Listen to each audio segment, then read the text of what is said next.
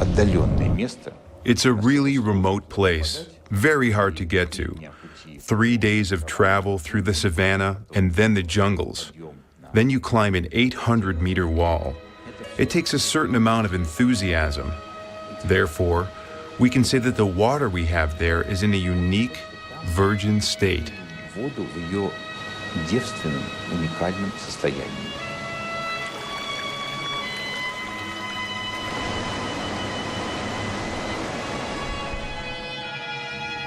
There is always a large cloud over Roraima. As evening approaches, a light haze appears. When the moon comes out from behind the mountains, the mist begins to glow with an even blue light.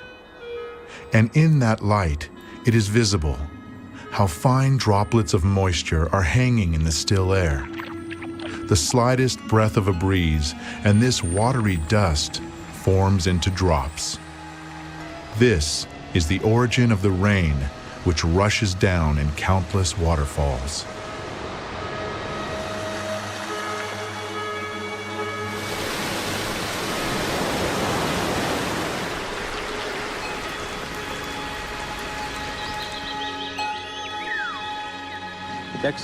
So today is January 30th, water collection number 16.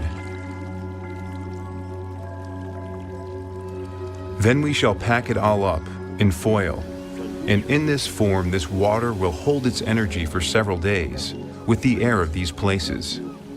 Then we'll arrive in St. Petersburg, and we'll calmly carry out our laboratory analysis several thousand miles away, and only then will we be able to draw any conclusions.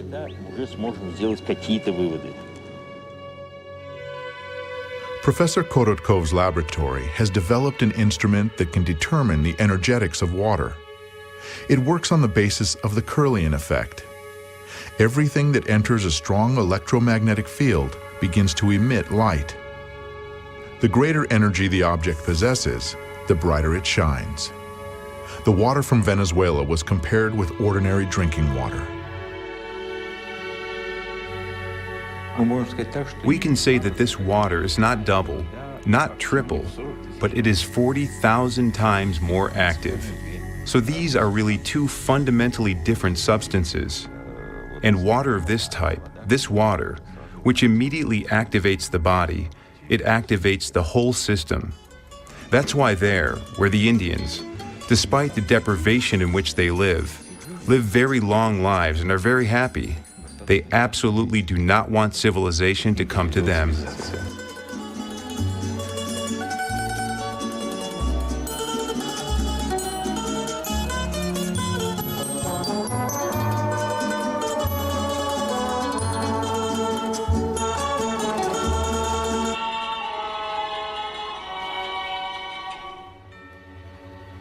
This water also had an effect on the science team, even though their visit to the area lasted less than a week.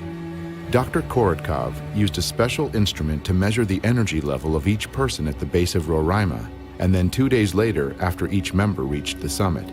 And what we found was really astonishing. We found that for all members of the group, at the top of Roraima, the energy field tremendously increased.